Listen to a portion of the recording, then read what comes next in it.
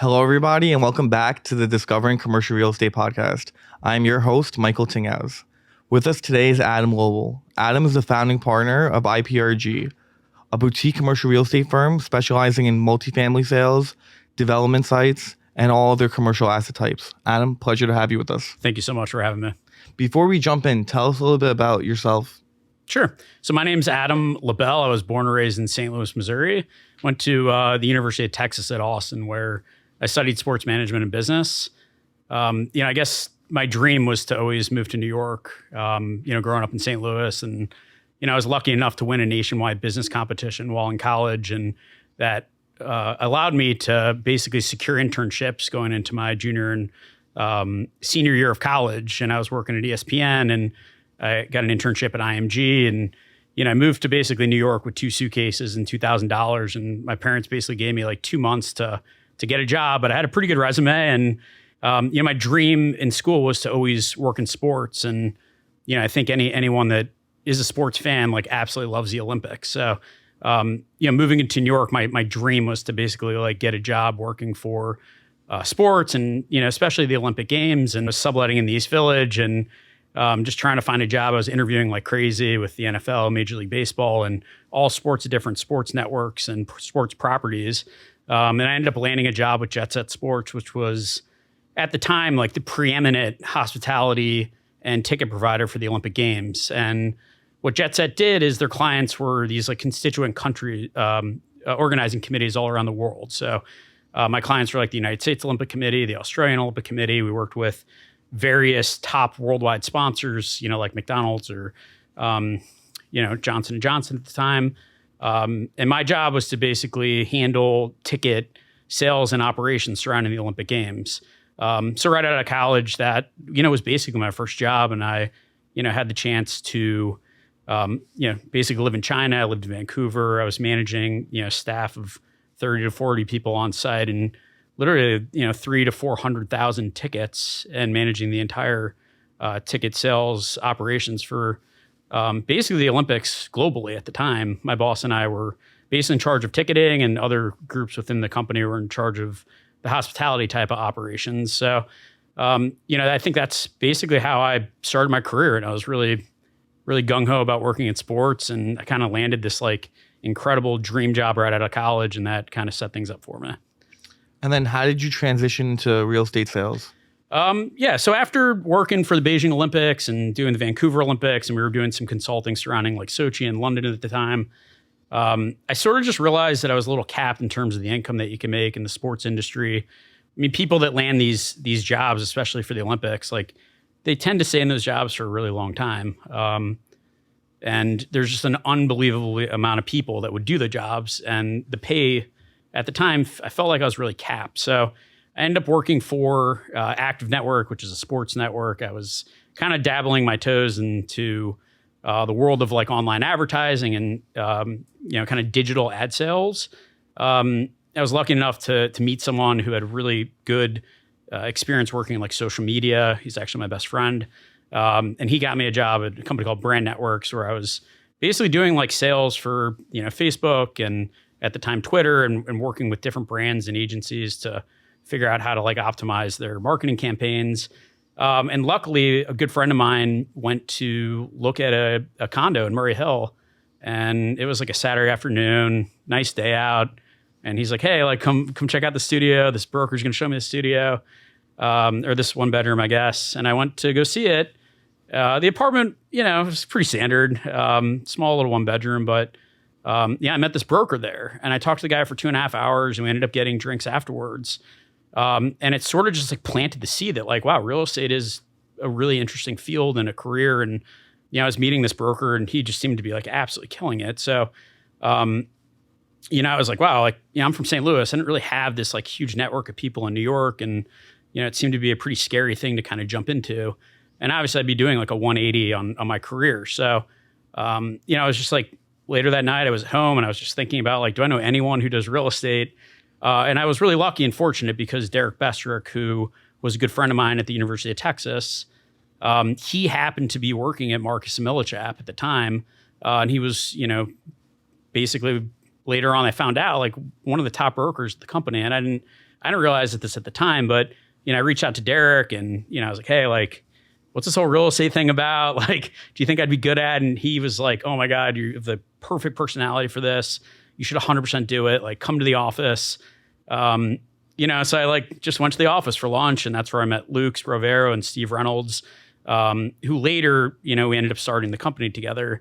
It wasn't till about 4 to 6 months later, I actually like decided to do the 180 and quit my job working in like sales, doing stuff surrounding the internet and social media and internet sales, and basically did the 180 into working in commercial real estate sales. And then was there a specific it moment when you realized this is awesome and you wanted to do it forever?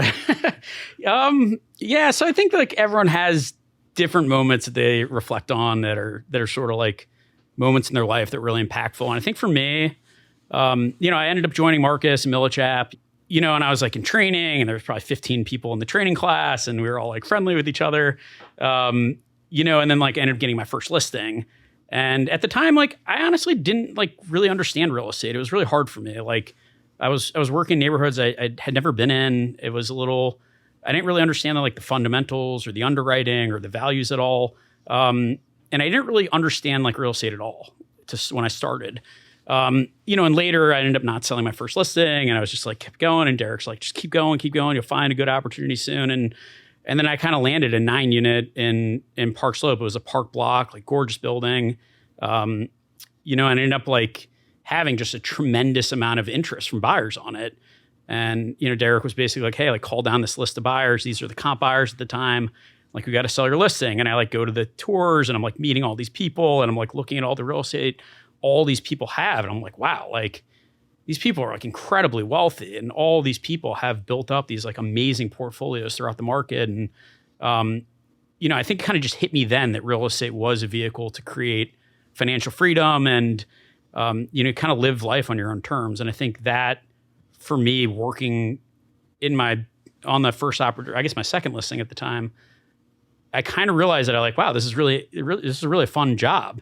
But I really like the competitive aspect of it. It kind of reminded me a lot of the Olympics and basically performing at the highest levels. And to win listing assignments, you're historically beating out, or between one and, a handful of other top-notch brokers in the market. And that's, I think, what really gravitated me towards the business to start.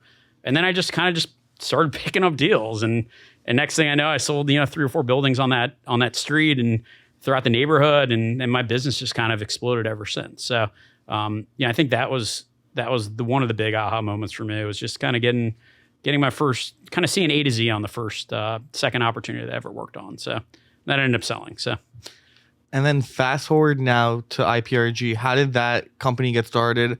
And, what was the business plan? Sure. So I guess like when we were, I mentioned earlier, like when I started at Marcus, like there was a lot of, I started with like 10 different people. And at the time, they had a lot of different like competing teams in the office, and a lot of the people that I was friends with when I initially interviewed there, I ended up like competing with in the market. And, I think some of the internal competition, I knew that it wasn't like the right place for me long-term. And I think like Derek and Luke and Steve Reynolds and myself, like, we were selling at the time, like probably 40 to 50 something buildings, our team. We had Donald Flaherty and Tom Reynolds and a few other people that were on the team. And basically the 4 of us just said, hey, like we have the confidence and capabilities to do this better. And a lot of the commission was being sent out to the company and not really getting reinvested in our business. And so that sort of hindered our ability to like market properties for sale, like the database that we use, which now it's like unbelievable. We didn't have the ability to like really hire a team of staff or, have different operations and marketing people. Like it was hard because half the commission is being sent to out of state and wasn't given back to us. And so I knew pretty early that I don't think it was the right fit for me as a place to work. It took a little bit of convincing, for the other, between Derek and Steve and Luke, and just one thing led to another. And probably like, I was working at that company for, a few years, and then we basically decided that we could do it better. And, we obviously like filed the trademarks and had our broker's licenses and had to go do everything you need to do to like start a business. And then about a little over 10 years ago, we left.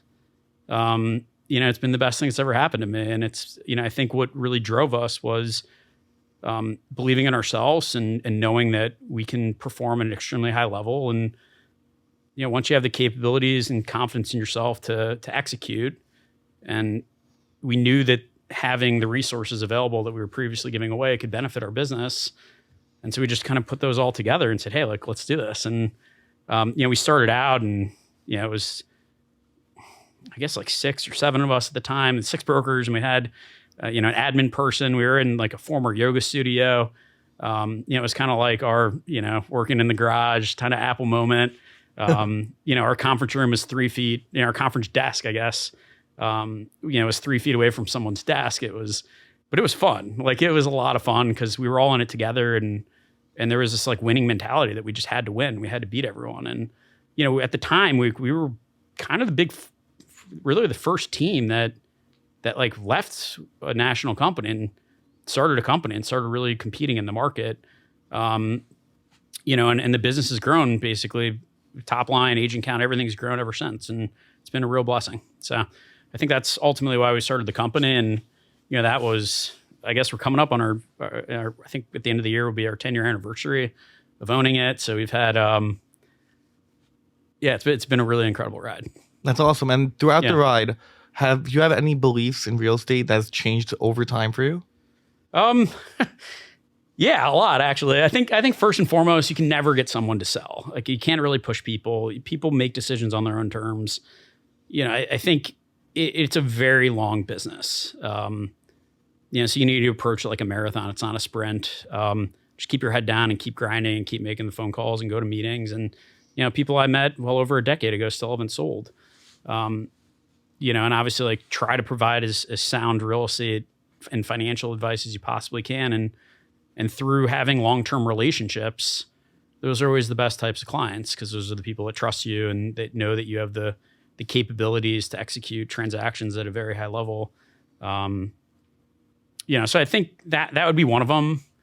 And then ultimately, some people just don't want to sell, even if they have this, single-story warehouse with all these air rights and the building's not performing well. And there's a really interesting arbitrage opportunity with the equity getting redeployed, into a 1031. And, some people are just they're good with what they have. And, I think what I've really learned is try to figure out the motivation and ultimately have a lot of respect for any other broker in the market. Cause it is a tough job, and anyone that I started with, and, I love seeing them sell all their properties. Obviously we wish that was us, but, just try to have a really good reputation in the market. And obviously the buyers will respect you if you're honest with them and forthcoming with information. So, and then when you're pricing a listing in this ever-changing market, what goes into it? What do you look for?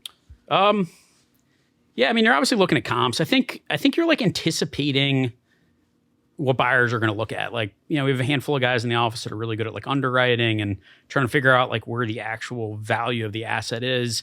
I kind of also price buildings just based on a feel, right? So sometimes properties will sell for numbers that make absolutely no sense. So especially lower price properties that are in good locations, properties with redevelopment or air rights, assemblage opportunities.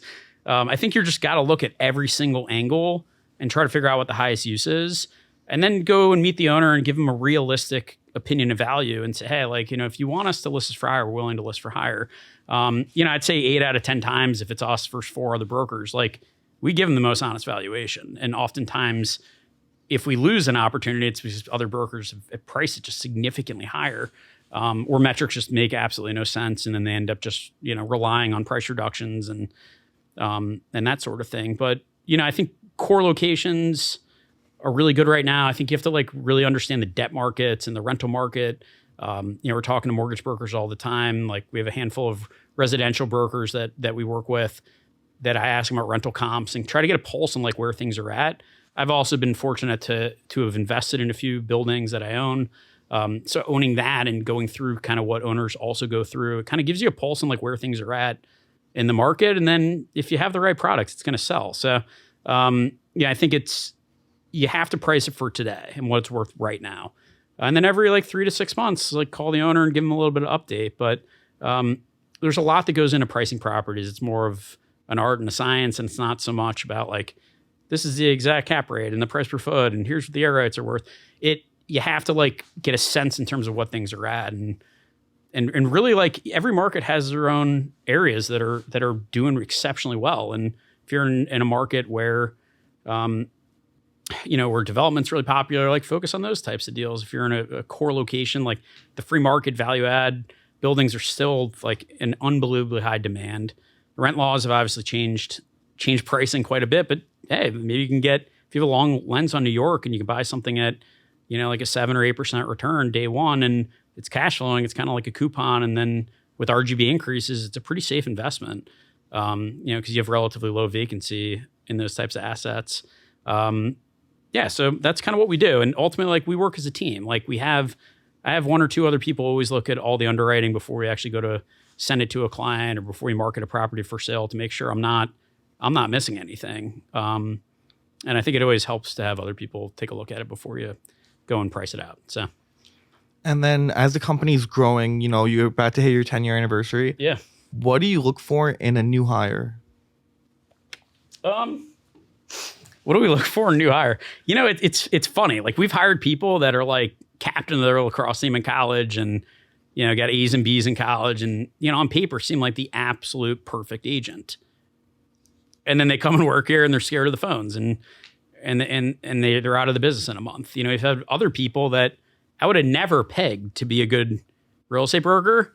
And next thing you know, they're like crushing listings and getting opportunities. And I'm like, wow, this person's like really good. So I think it comes down to like likability. Like clients are going to pick who they like the most, in addition to who has the highest and the best capabilities to execute the transaction for them. So yeah, I think likability is really important. Someone that's like working on themselves, like that are trying to improve their life, whether that's going to the gym or reading books to like sharpen their saw and like work on their sales acumen. Determination's a big one. Just be determined. Like I think the newer generation, a lot of people just expect things to happen for them, and you really got to just grab the bull by the horns. And I think in terms of new agents, like it's really hard to tell who's going to be good and who's not going to be good. And there's a few guys in our office, like one guy comes to mind is this guy Christian Ingenito, and he's a first year agent. I think he's had 5 or 6 listings. We've put a few buildings in contract with him already in the city, in the Lower East Side in Chinatown. He was a former chef, but he's one of the most charismatic and positive people I've ever met. He's an absolute treat to be around, and he's the first guy in the office and the last one to leave, and he's at the gym at 6 a.m. every day. Like I think those are some of the attributes you look for. Someone that's also not like so caring about the numbers. Like, yeah, the numbers are the numbers, but like it's about like anticipating things in the market. And obviously like through deals, you have to anticipate things. As an athlete, you have to anticipate things. So someone that can like foresee where we're at with the transaction, try to just get the client to like them enough where we can demonstrate our capabilities. And most oftentimes once we're in the meeting and once they see what we have to bring to the table, we have a very high conversion rate of winning the listing. So, and then for new brokers or brokers in general, what skill do you think is underrated or overlooked? Yeah, it just comes down to likability. Like I at the end of the day, like sometimes we'll lose listings to brokers that work at companies I've never even heard of. Like it's pretty rare, but like sometimes the client just feels more comfortable with that person. So it's a people's business. Like I think at the end of the day, real estate's not just about properties. It's really about people. So if you have really good people skills and you have a high EQ and you work hard and you're determined and just be a sponge. Like we can tell within 3 to 6 months, like who's going to make it and who's not, just based on their aptitude to learning and their ability to, take our training manual and absorb it and really start utilizing it in their everyday business. So for new hires, what is their, after they get accepted by IPRG, how does their day look like? What's their training program? For the new guys? Yeah. For new guys and girls? Yeah. So we've been really fortunate. Like I think the first, 4 or 5 years of the business, like we weren't trying to grow at all. It was, the 6 of us, we probably, hired through friends. There was probably about 10 or so of us at the office. And then we decided that we wanted to expand a little bit. And at that point, we moved one of the brokers who was working with us into like sort of like a growth role.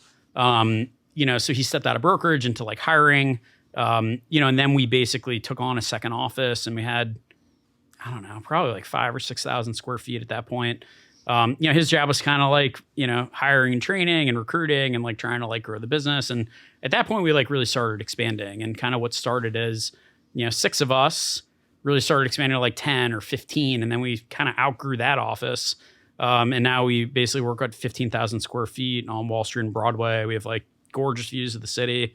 If you check out our podcast, like you can see kind of what we're all about. And, I think we actually, the first or second episode of our podcast, we talked about like what we're all about. But I think as a new agent coming in, like Zach Golub is now in charge of all associates at the company. So you're going to come in, he's going to put you on like a 60-day regimen and make sure that you're hitting the right metrics in terms of your outbound calls. And obviously we have, I think, like 2 to 3 different trainings every single week. Occasionally the senior guys will come in and do trainings occasionally to kind of switch it up a little bit. But yeah, they do cold call training. They do first and second listing training. They do like presentation training, sales technique training. I think training is really important. I think when we started the business, I always deemed it to be really important. So I wrote like a 250-page training manual in my spare time because I knew how important it was going to be in 3 years or 5 years or 10 years from now.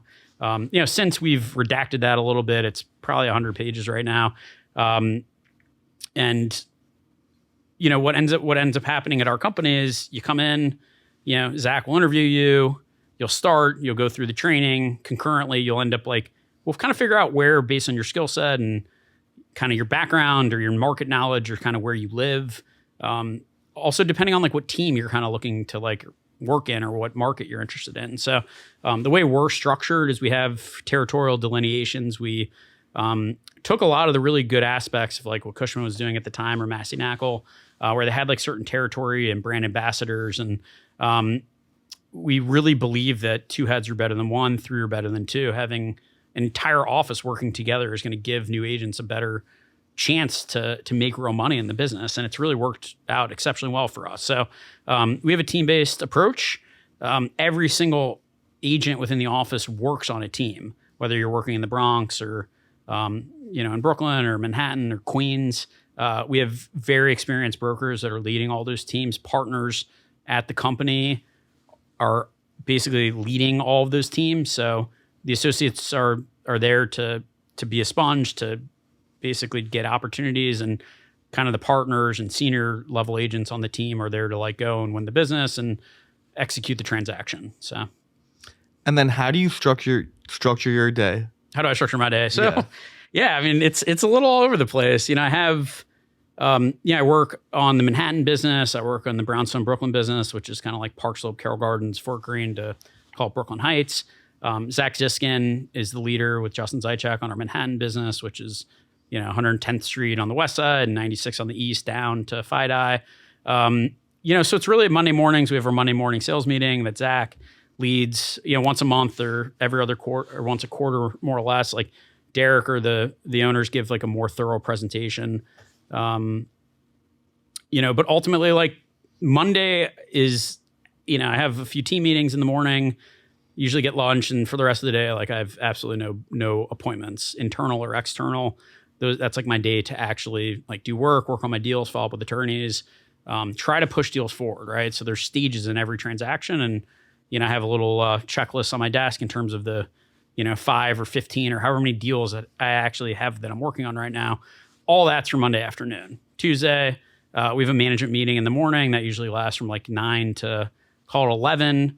We kind of check in with our New Jersey office. We have a marketing operations meeting where figure out like where postcards are at, or email marketing or social media marketing, talk about like what guests are coming on the podcast, basically managing the business, right? I'm also in charge of our database and CRM. So making sure that like we have the infrastructure to plug agents into different markets, or, we're always identifying new opportunities throughout the market. So if we think that, whatever, like an area of Atlantic Avenue just got rezoned as an example, we can very quickly have all that stuff in our database, and people trying to like procure those opportunities swiftly. And I think owning the company, like we can deploy the resources against avenues in the market that we know we can make money in because, obviously for like arbitrage opportunities or for new zonings where all of a sudden these people like hit the lottery and now they have like this amazing development site where before they had an M11, 50 by 100 foot warehouse that was worth $1 million at $400 a foot. Now this thing is a development deal and it's a future redevelopment. And obviously with City Yes and different abatements and stuff. I think that's kind of what we talk about on Tuesdays. Like, where do we need to position the company so that we absolutely dominate the market? So that's from 9 to 11 on Tuesdays. I don't take any meetings on Tuesdays. Wednesday through Friday, I'd like to be in the office Wednesdays, at least in the morning. Late afternoon is up for meetings. And then Thursday and Friday, it's meetings. And it depends on if I'm working in Manhattan or Brooklyn. I get roped into a lot of meetings with people, which is great. I love meeting all the owners in the market. So, and obviously throughout the day, like you're segmenting your day versus every listing. I'm allocating a certain amount of time per listing or per opportunity and, spending that between seller updates, which are usually on Friday, late afternoon, or I work on them on Saturday morning to make sure that we're communicating to our clients at least like once a week or every other week. So, and then kind of rolling it back a little bit, tell us about the most interesting deal that you've worked on and what you learned from it. Yeah. So two deals come in mind. And the first deal was early at IPRG. It was a single story warehouse and it was in Williamsburg on Union and near Hope Street, like really good Lower Moore L train stop right off the G. And it was this little like warehouse that had a bar in it and, had really good residential zoning. So, I knew as a broker that this is a nice development deal. And I was talking to the owner. There was a few owners and one of the owners lived in Florida. The other one lived in New York. And the guy in Florida, every time I called him was like, I'm selling. I call the guy in New York and he's like, oh, we're not selling. We're evicting the tenant. He's like 6 or 9 months back in rent. We're evicting him, then we're going to sell it. And this went on for like 2 years. So finally the guy's like, I can't deal with this anymore. The eviction's never happening. Come to my office and we could talk talk about the deal. So I go to his office and this is in the middle of Brooklyn. I drive out there. There's like a refrigeration business where there's just like these huge like commercial grade refrigerators and all this equipment. It looked like it was just like a really crazy place to work. So anyway, the tenant at the time was probably didn't pay rent in like 6 to 9 months. And the guy was like, we're evicting the tenant. It's getting close. And I was like, great, we'll list it for here. Like, obviously, like we're just going to list it as it's going to be delivered vacant. So, at the meeting, I was like, oh, we need the commercial lease. And the guy's like, yeah, I got to find it. But I wasn't really worried as a broker because this guy wasn't paying rent and it wasn't a big deal. So we like take the listing and every time I called the owner with updates, I was like, hey, like we need the lease. And, and I asked him, I was like, is there a first right of refusal at the meeting? And he was like, I don't even know what that is. There's no way that's in the lease. So as a broker, like I wasn't worried at all. So fast forward like 6 months, we're working on it. We get it a deal. We have an accepted offer on the thing. And by then I was like, I need the lease. And the guy sends the lease and I read it and I'm like, great, there's a ROFR in the lease, which means the tenant has the first right to buy the building as, based on the terms of the last offer, the best offer that you got. So I was like, all right, well, I'm not really worried. The tenant is 6 months in arrears. He hasn't paid rent. He's getting evicted. Like, it's not going to be a problem. So we basically get an accepted offer and the attorney reaches out to the tenant saying, hey, like, here's the offer. You have like whatever time to match it. And the tenant's like, all right, we're going to buy the building. And I'm sitting here, this is a few $1 million. And this guy is like 6 months behind in rent, not paying rent. And so we ended up like touring the tenant through the property. And I'm like, there's no way this guy or girl or whatever is buying this building. And then, the entity owning the bar was this corporation. And so what ended up happening is that the tenant was the guy, the money behind the tenant who was operating this bar knew that this was a future development deal. And basically he ended up buying the building. And it turns out this guy is like not one of the biggest. He's a pretty prominent developer in the Lower East Side. He has hotels throughout Long Island City and Queens. So I think what I really learned on that transaction was like, make sure you get all the paperwork up front. If you're selling to like a corporation or LLC, like you got to figure out all the members on LLCs. We've had a number of transactions where people come out of the woodworks that own the properties that we didn't know about at the get-go. So make sure you ask those questions. But I think what's really interesting about the transaction on Union Avenue, fast forward a few years later, like there's a 5-story building there and it's blocked through, and it's really cool because like at the time it was this like single-story bar that not a lot of people were going to, and now it's like a beautiful building, and I helped transform that neighborhood, and that's really interesting. So I think I learned a lot on that deal, and I think another one that it's kind of a interesting deal story. We were selling 6 apartments, 4 stores, and a carriage house on Christopher Street. It's 1315 Christopher was the address of this thing. And there was 4 stores below it. It was right across from Gay Street, like prime West Village. And the owner of that property owned like a few other buildings throughout Manhattan. Like we ended up like listing the property as like factory and garment district. They actually own that building too. So we're marketing this for sale. It's a turnkey building. Like it was mostly renovated. I think there was one rent stabilized, and we ended up finding like a 1031 buyer that ended up buying the building at like $13.50 a foot and a 4.5 cap, and it was like an international like shipping and logistics type of company. So that was a really great transaction. And then the seller was like, "Hey, I'm in an exchange. I need to buy something," and he's like scrambling for a property. So concurrently, we're like marketing this mixed use building in Midtown. And the seller of that property, was kind of like an older lady. She lost her husband a few years prior and had a stroke and like really couldn't manage the property anymore. So she was our client selling this building in Midtown. We just put in contract this other building in the West Village. The seller of the West Village property was in an exchange. He ends up like going to buy the building in Midtown. So we ended up like selling in this building in Midtown. Then the seller of the Midtown property is like, "Well, I'm in an exchange now." So we ended up helping, and she's like, "But I want to buy a co-op." And we're like, "We don't sell co-ops. You got to work with someone else." And by the time we were working with this lady for like 2 years at this point, just in all the meetings and then getting it listing and stuff. So she really trusted us. And she was like, "I need you to help me find this co-op. I don't trust anyone else. Like, you're my guy." And I'm like, "We don't do this. Like, I don't sell co-ops." And she's like, You're finding me a co-op to buy." So I'm like sitting there, I'm on Street Easy. I'm like researching co-ops and stuff. Like I wasn't super privy on all the co-op application. And mind you, this lady is like in her 80s at the time. She didn't have a computer. None of her friends had computers.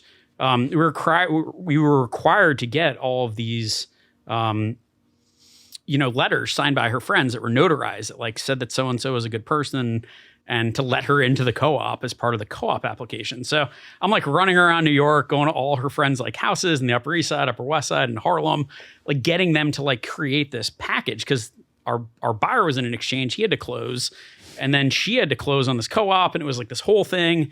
And so I'm never selling a co-op again. I'll tell you that much. And that was a really cool story. Because we ended up like really performing on our building in the West Village. The buyer's in an exchange. We put them into a mixed use property. Then our seller was in an exchange. We ended up like helping her out as well and like delivering on all aspects of the transaction. So that was awesome. Two fun little tidbits. And then in such a transactional type of business, how do you maintain relationships with buyers, sellers in such a transactional based business? Yeah. So, I think buyers are easy. Buyers, like you kind of know what people want to buy. Like everyone wants like a free market value add deal with like over 70% free market. Like I know the developers, I know the condo developers, I know who's looking for the syndication groups. I know who the top buyers are for each location in any given asset class. We also have this like amazing database. So within like 3 or 4 clicks of a button, I could tell you the top buyer for any asset in any location throughout the city.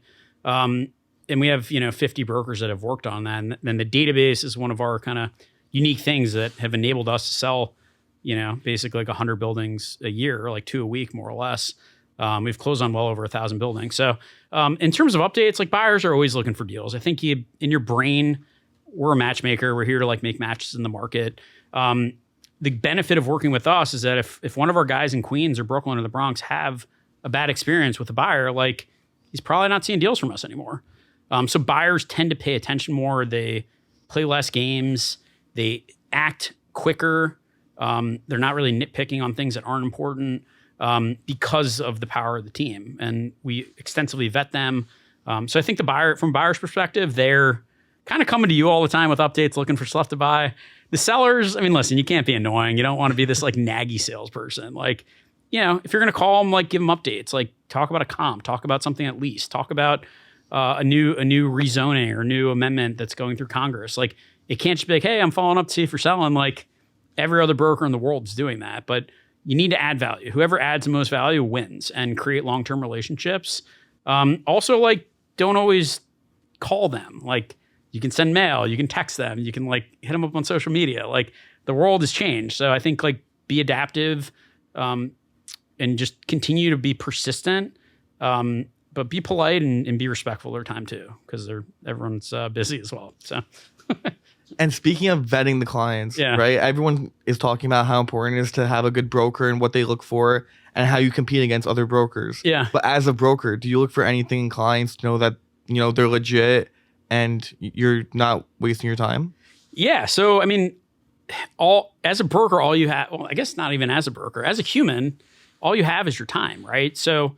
Brokerage, what makes brokerage hard or challenging is that like it's a very backloaded business, and you could be meeting people today that aren't selling for 5 or 10 or 15 years down the road. So I think to answer your question, you need to obviously motivation is number one, right? If the client's motivated, there's obviously like the 3 or 4 Ds, like death, divorce, disease, or debt. Like those are the big ones everyone's looking for, right?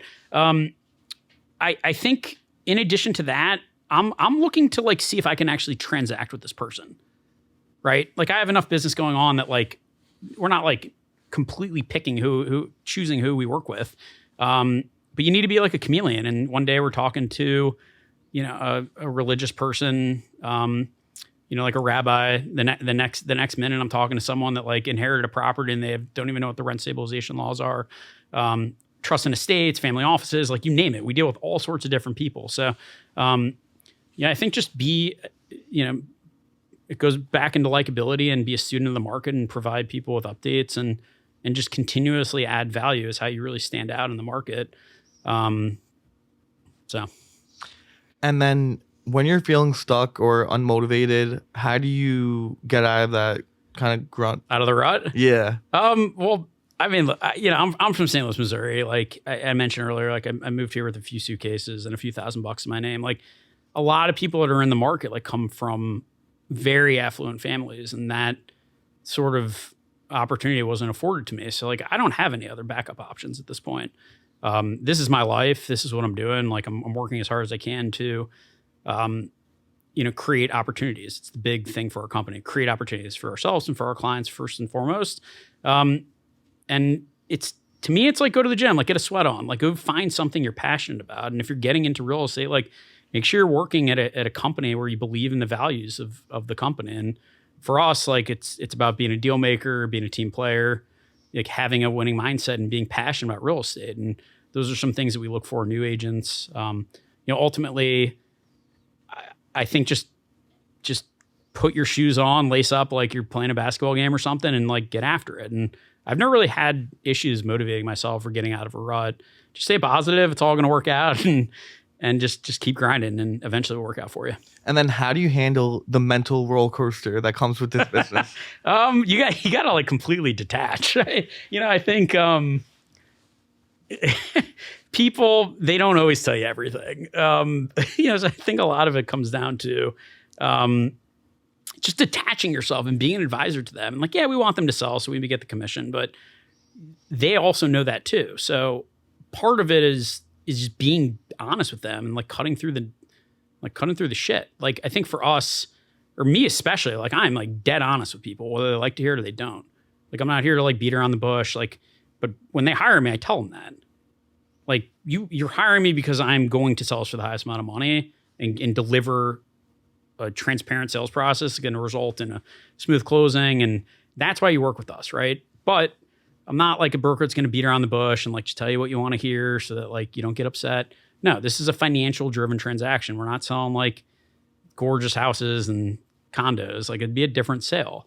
So I think as long as the sellers will be open to listening to feedback and being somewhat coachable, usually we can work with them. So, And then in your opinion, what makes a good business leader opposed to a great one?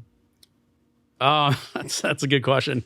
So when I was working at IMG, there was this guy named Rob Prasmark. He was like the guy for selling Olympic sponsorships. I mean, he was doing the $100 million Acer, Dow, like GE, like the big global $100 million Olympic deals, right? And this guy was like the man. So when I was interning at IMG, going into, I was in college, I did an internship in New York, and I asked him that same question. And he goes, lead follower, get the heck out of the way. And it always like stuck with me. And I was like, lead follower, get the heck out of the way, right? So for me, it's lead follow, right? Like be a leader and do what needs to be done so that other people that are looking at me know what they need to do to be successful, right? In addition to that, it's work hard, play hard. Like I'm not the most serious person. Our company, like we have a keg, we have a pool table, like we do company outings, like the top non-partner producer gets a Rolex every year. We're doing company outings all the time. Like we want to make this a fun working culture and the best place in New York to work as a new agent.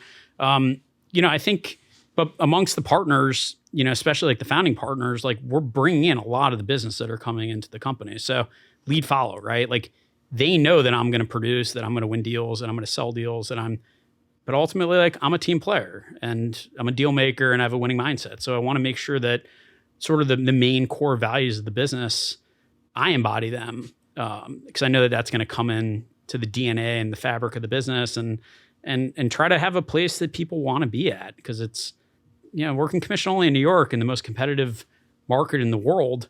It's a daunting task for some. So you got to work with people that you like. And I've been blessed to own the business and be in business with people that I really care about. And I've been to multiple weddings and brisses and seen their kids. And, it's been really fun growing the company, because we also have a responsibility to the team to provide jobs for them and make sure that they have, their future secure and that they have, a really nice career built out where they can grow. And also for the brokers, like that there are opportunities for them to be, to compete and to win. And so we basically have given all the resources possible for our brokers to win.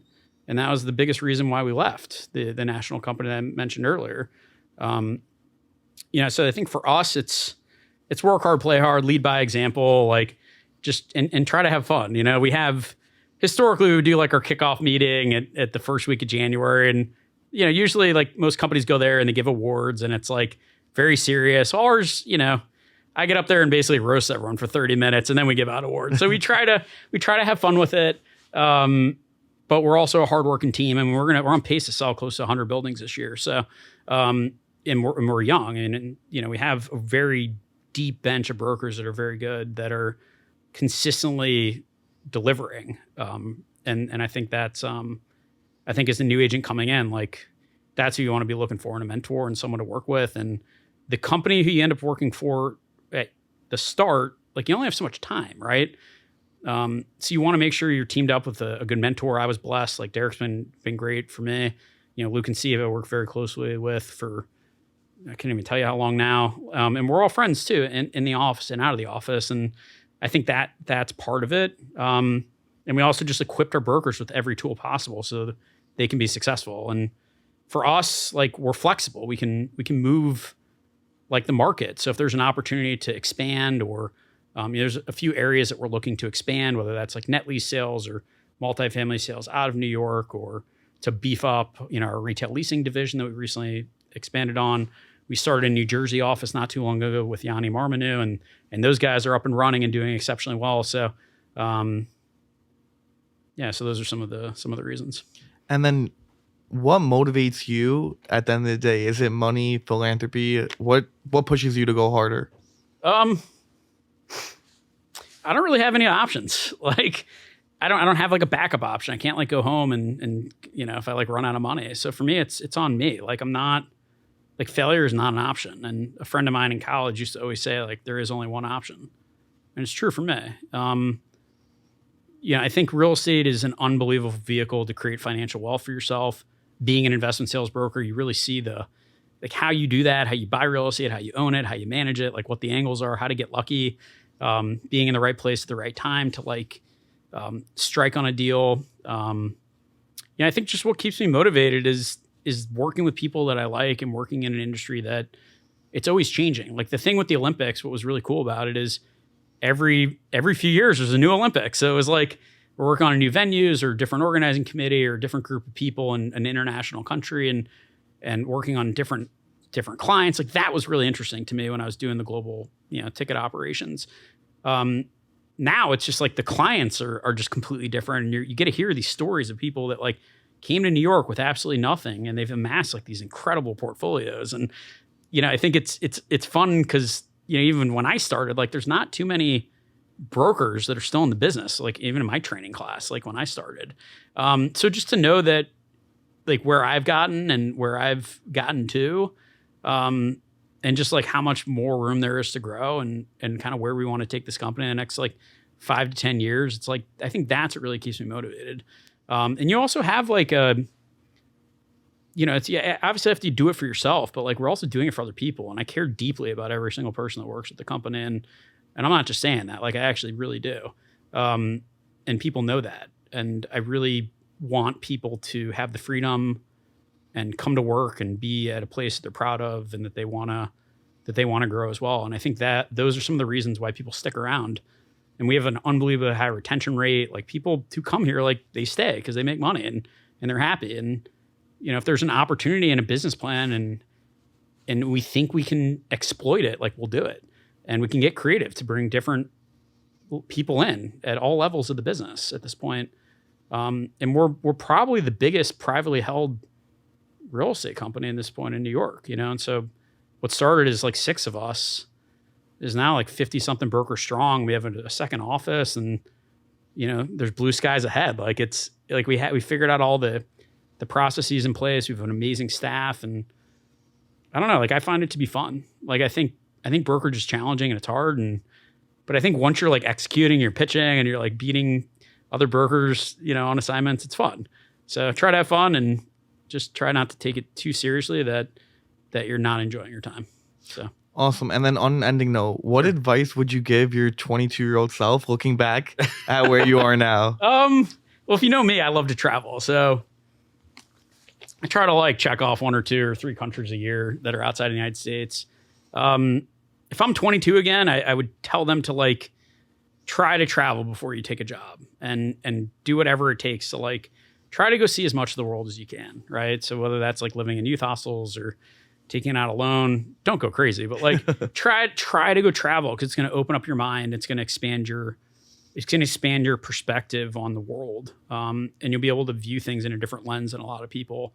And also in commercial real estate, like as I mentioned, like clients come from all different backgrounds and you need to be able to relate to people personally and professionally. So I think from like a non-work related, that would be my advice. From a work related, come work at IPRG. It's the best commercial real estate company. No, I think you got to find a company where you see a future, where you have a mentor that can show you the ropes and that you trust and that is going to ultimately have your back. 'Cause it's like super critical. And then I would also work in an area that you care about, right? Because you're going to spend so much time in that market that you got to like learn it and learn everything about it. So, show up earlier than everyone, work harder, work later, like spend time on the weekends getting organized. And the more you put into it, the more you're going to get out in the business. And most anyone will take a coffee meeting. So if there's someone you really want to meet, not necessarily owners, but like, other professionals in the market, like go schedule coffee meetings with people. Like people are willing to take the time to help other people. LinkedIn's a great source for that. But aside from that, just be a sponge and try to absorb every single thing you can in your first year and realize you're playing the long game. So it's not, you can't be frustrated in the first, 6 months if you don't have listings and deals in contract, but it compounds and keeps getting bigger and bigger and bigger. And next thing you know, you're like working on deals all over the place and you're selling a lot of stuff. And, for us, like trading New York was a really big thing for us because like, we were in there, occasionally, and then next thing you know, it's like we're in traded every single week, and some guy from our office is executing a deal once or twice a week, and from going from 5 or 6 of us to basically like 50 or 60, 50 something brokers now, and selling over 100 buildings this year. Like it's been a really fun ride. So try to find a team that you believe in, a brand that you believe in, people that you think you can grow with, and people that are going to like prop you up and not keep you down. Because a lot of this business is about growth, and we're trying to help people do that and expand their careers. And I think those are some things that I would be telling my 22-year-old self. Also, just sharpen your knife, like sharpen your sword, like read as many sales and books as you can, study like nonverbal communication, like do anything you can do to like understanding like real estate investment fundamentals, underwriting. Just be curious, right? Like go to dinner with a syndicator and try to figure out how the waterfalls work and how the promotes work, or like what incentivizes them to buy versus other guy who is a family office and they're motivated by different things. So that's what I would recommend to a new broker, and just go make it happen. Like it's your life. Like grab the bull by the horns and try to have fun doing it. And being in New York, having the flexibility that we have as a broker, it's an amazing line of work if you can make it happen. So that's what I would tell my 22-year-old self. Awesome. Adam, Yeah. Thanks you so much for coming on the pod. Okay. We really appreciate it. Yeah, thank you so much.